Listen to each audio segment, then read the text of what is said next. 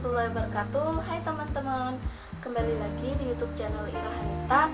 Kali ini saya akan membagikan informasi menarik kepada kalian tentang komoditas garam di Indonesia. Yang akan saya bahas yang pertama ada data produksi garam, kemudian ada data permintaan garam, dan juga ada kebijakan pemerintah mengenai komoditas garam di Indonesia.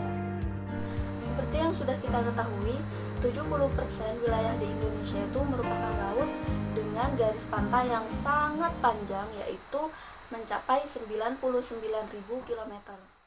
Nah, hal tersebut merupakan potensi tersendiri bagi Indonesia untuk memenuhi kebutuhan garam masyarakat. Selain itu, Indonesia juga bisa melakukan swasembada garam sehingga tidak perlu mengimpor garam dari luar lagi.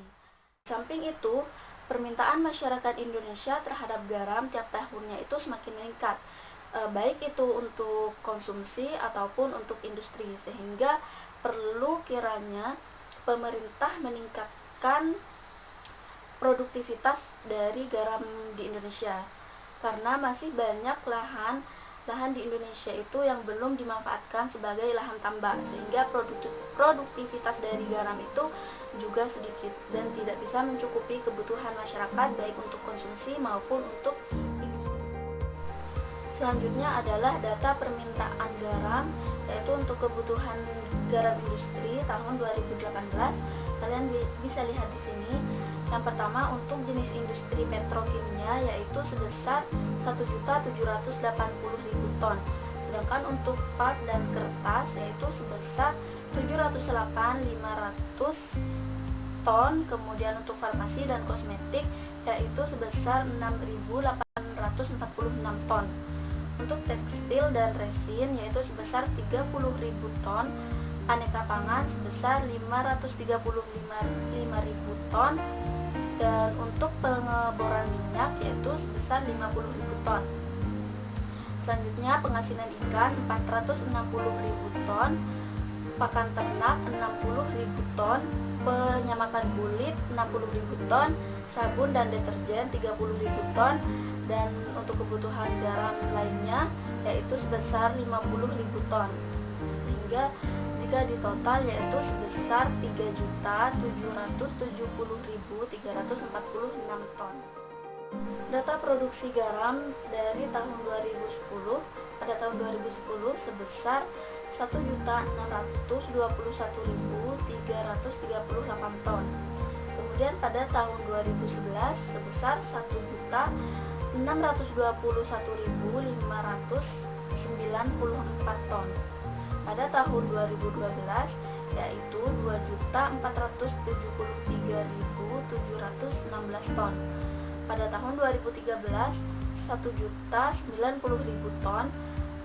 Tahun 2014 2.190.000 ton, dan pada tahun 2015 yaitu 3.100.000 ton. Kemudian pada tahun 2016 adalah sebesar mengalami penurunan yang cukup signifikan yaitu sebesar 180.056 ton. Selanjutnya untuk tahun 2015, 2016, 2017, 2018 dan 2019 bisa kalian lihat di grafik ini. Nah, pada grafik ini menunjukkan pada tahun 2015 itu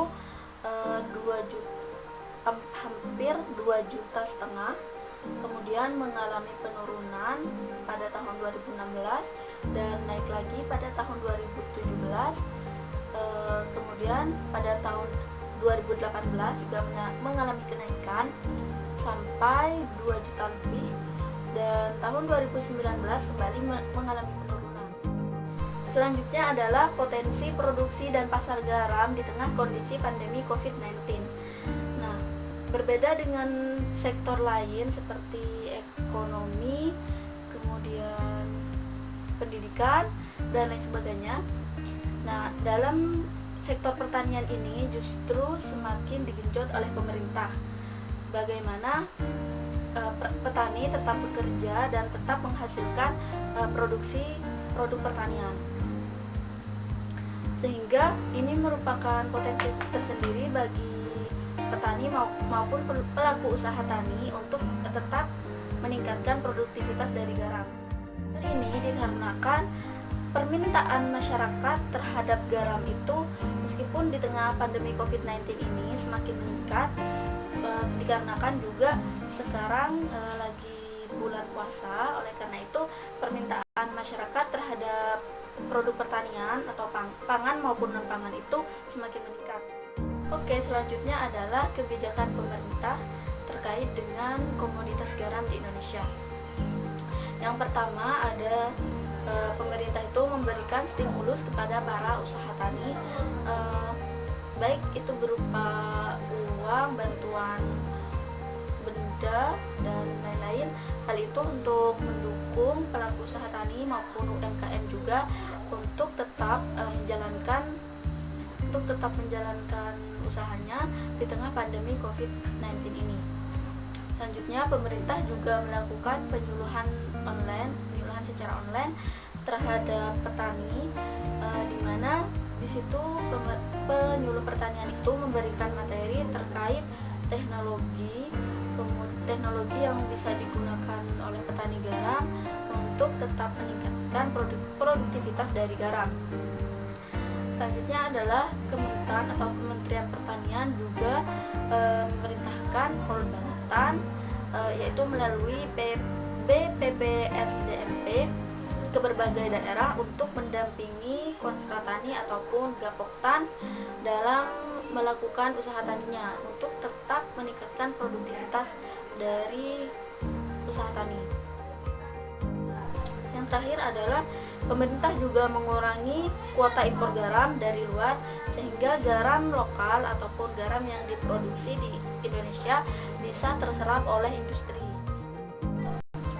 Selanjutnya ini pembahasan terakhir, yaitu tentang masukan strategi dari jurnal yang sudah saya baca yang berjudul Strategi Pemberdayaan Usaha Garam Rakyat di Desa Muara Biru, Kecamatan Cilamaya Wetan, Kabupaten Karawang. Di sini ada beberapa strategi yang sudah saya rangkum. Yang pertama itu pemungkinan menciptakan suasana iklim yang memungkinkan untuk potensi masyarakat agar berkembang secara optimal, yaitu dengan pemberian sarana dan prasarana serta pemberian motivasi terhadap petani garam di Karawang, sehingga petani itu bisa termotivasi untuk tetap berproduksi dan untuk tetap meningkatkan produktivitas dari garam. Strategi yang kedua adalah penguatan, di mana di sini pemerintah itu ataupun penyuluh pertanian itu memberikan pengetahuan kepada petani melalui pendidikan dan pelatihan seperti penyuluhan tadi, sehingga bisa meningkatkan kemampuan dari petani untuk memproduksi garam. Oke, yang ketiga yaitu perlindungan masyarakat petani golongan lemah, yaitu dengan penghapusan segala jenis diskriminasi. Itu biasanya terjadi antar petani ataupun antar pelaku usaha tani seperti pedagang tengkulak, seperti itu. Penyokrongan yaitu dengan memberikan teknologi, biasanya ini berupa mesin, yaitu seperti mesin pengering dan penyaring dan lain-lain, dan juga memberikan gambaran bagaimana agar petani bisa mengaplikasikan alat tersebut, sehingga petani tidak kebingungan untuk menggunakan alat tersebut dan bisa dimanfaatkan secara optimal. Dan selanjutnya adalah pemeliharaan, yaitu adanya pengawasan baik itu dari pemerintah maupun dari penyuluh sendiri yang dilakukan secara rutin bagi seluruh elemen seperti petani, pedagang garam, pedagang garam, dan lain sebagainya. Di situ pengawasan ini berfungsi untuk melihat apakah inovasi ataupun teknologi yang sudah diberikan oleh pemerintah ataupun penyuluh itu digunakan dan dimanfaatkan secara baik oleh petani. Sekian penjelasan tentang komoditas garam di Indonesia. Mudah-mudahan bermanfaat bagi kita semua. Saya minta maaf apabila ada kesalahan. Dan untuk kalian yang udah nonton video ini, jangan lupa untuk like, komen, dan subscribe. Terima kasih juga sudah menonton video ini. Akhirnya, wassalamualaikum warahmatullahi wabarakatuh.